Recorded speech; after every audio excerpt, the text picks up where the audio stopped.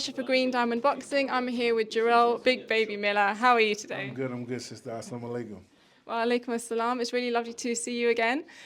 So obviously we've just finished Ramadan, just had Eid. How was it for you? Ooh, it was rough. I'm not gonna lie. This is my second Ramadan. I've lasted, I think, 8 more days than I led the last one. So I'm getting close. I'm at like 18 days right now. But man, I was getting sick. It's different because I fast a lot anyway. But this one was extremely a little tough for me, man. It's a little tough. How many hours was it for you then where you were? Because for us here in London, it was quite short. So how was it for you? So it was I guess it was like 5:30 or 6 a.m. And then to first 7 8 days was about 6:30 p.m. and then went to 7:15. So it got a little later as time went on, but it was definitely it definitely makes you think all day about food. I'm like, man, I need some food. I need some food. But yeah. What's the most difficult? Is it the not having water? What do you find most difficult about it? I think everything about it. Just mentally, because I still hit the weights during the day. So after training, I'm like, man, I would love a cheeseburger right now. But it's a mental thing. But I think I know why.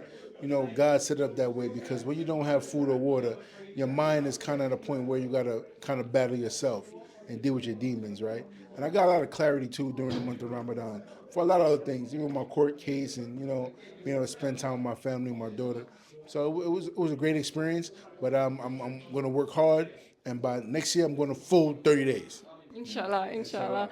How's the transition been for you so far? Because there's a lot, I mean, from being non-Muslim to becoming Muslim, there's a lot that you obviously have to learn and do, and you've got to take it at your own pace and your own time. But how has that transition been for you? Still very tough. I have my mentor who was one of my first boxing coaches, Jihad Abdul Aziz, and I'm calling him like every other week. How do I do this? Should I do this? Da-da-da. I'm talking to my fiance. Should I talk to her this way? So it's a learning experience like anything else, right? But I enjoy it, and I'm getting better at it. And my fiance is actually Christian, and she's been asking me recently a lot more about becoming Muslim and understanding. So I think she sees a change in me and my behavior. And even within boxing, like I'm pretty calm until somebody really pushes my button, and I try to think about God wouldn't bring me here to fail. So relax. Obviously, the press conference today, things did get a bit heated up. How was that for you? Obviously, when something happens, it pushes your buttons, but you're feeling like, oh, I need to still kind of manage my anger and try to keep that on wraps. How do you feel in a situation like that? I've dealt with anger issues, my whole entire life, and boxing was a way of getting out of it, from people trying to bully me and pick on me and stand up for myself. I just don't like games, and the problem is people don't understand that promoters like to play these mind games with fighters, and the opposing team like to do a little shady shit, and they're putting little sneaky things in the contract that I don't like, and I'm like, yo, like that's even a question. Like, no, we can't do that. You can't. You know what I mean? So it's like the frustration comes out because you smile and hee ha ha when you see me face to face, but behind emails and closed doors, you're doing a lot of grimy stuff. So when I speak about it, they don't want people to hear about this stuff. But boxing is a dirty effing game. You know what I mean? And sometimes that emotion comes out because I've always been fighting for myself. You know what I mean? It's just now that I have Spencer Brown and I have Greg Cohen in the back, but it's like it's always some shady shit they're trying to throw on fighters, man. And you spoke as well about like the kind of court case, things that you've got with Salita going on. Correct. There's something you've obviously been burnt in the past when it comes to contracts. What are you doing differently now then to make sure that doesn't happen again? 100%. I have all my contracts. I still had lawyers involved, but the problem is that even when you have lawyers involved, people can always accuse you and try to sue you, even if they have no clause in suing you or no, they can still. I'm not gonna file a lawsuit because they just don't like you, and it happens all the time in America. So it's like I'm dealing with stuff that I'm already out of, but I still have to turn my attention to it because he can get you in the stuff. It's like I know he's bullshitting, but still at the same time, because he said it, you have to do it and attack it, and that costs money and it costs time. So it's nonsense, bro. But Sleater's a crook. He's a little dirty cockroach.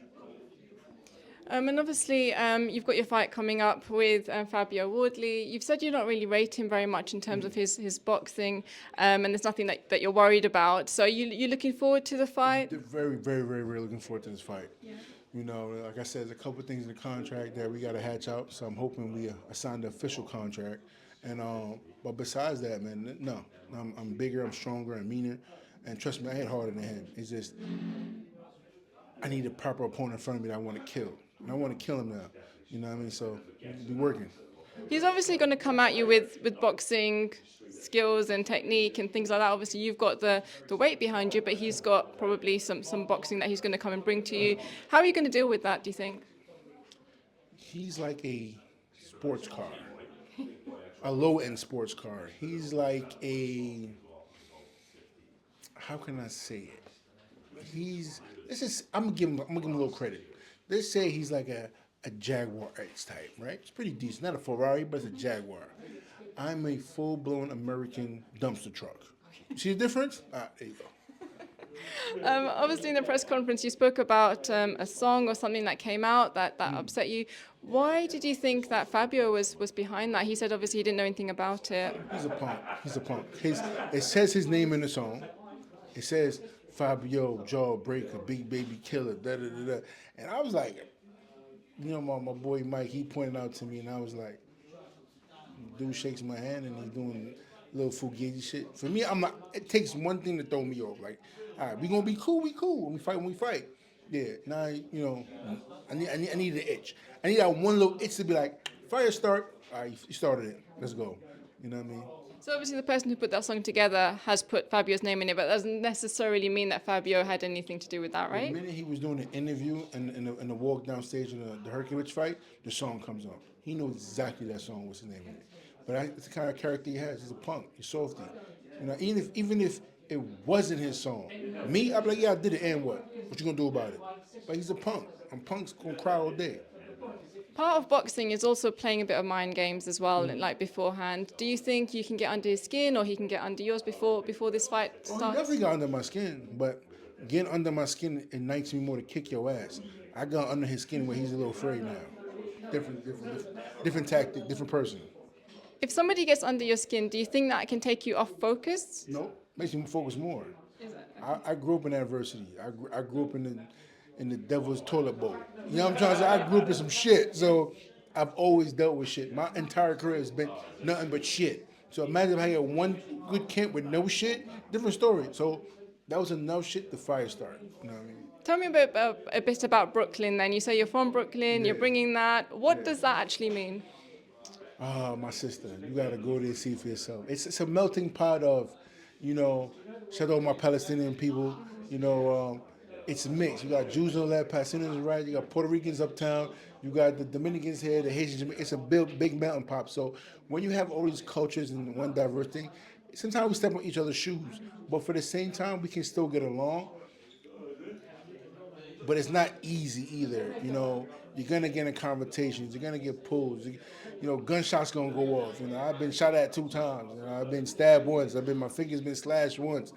You know what I mean? So a lot of things I really don't talk about. But it's like I've been through a lot. My mom don't even know half the stuff I've been through. 'Cause I don't want her to feel any kind of way. But life in Brooklyn wasn't easy. And I moved out when I was 17 on my own. So there's some things I've done growing up to make money I'm not proud of. But it got me to the next level. And thank God.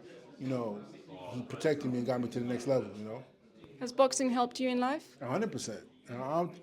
People say if it wasn't for boxing, what would I be doing? I said maybe I play American football because I played football for a while. But like I said, I've always had an anger issue, you know what I mean? And when I realized that I could punch people and not get in trouble for it, that's all it took. That's all it took. I was like, I get a check? Let's go. What do you love about boxing? It really is a thinking man's sport. People said it's chess. Boxing is not chess. Because chess is, how can I say, it is, I'm trying to find a proper word for chess. You can predict chess. Because each pawn or piece can only move but so much. Where boxing is like life. You don't know what shot is coming. It's unpredictable. It can from any angle. So it's part of life. You know what I mean? And boxing has taught me to be calm, be savage, be patient at times, and sometimes we got to go to plan F. Fuck it. Run them over. And just lastly, what's the dream? What do you want to achieve in this sport before you leave it? Undisputed heavyweight champion of the world. Undisputed heavyweight champion. I'm one with Usyk guy. Wow. I ain't going to stop till I get it.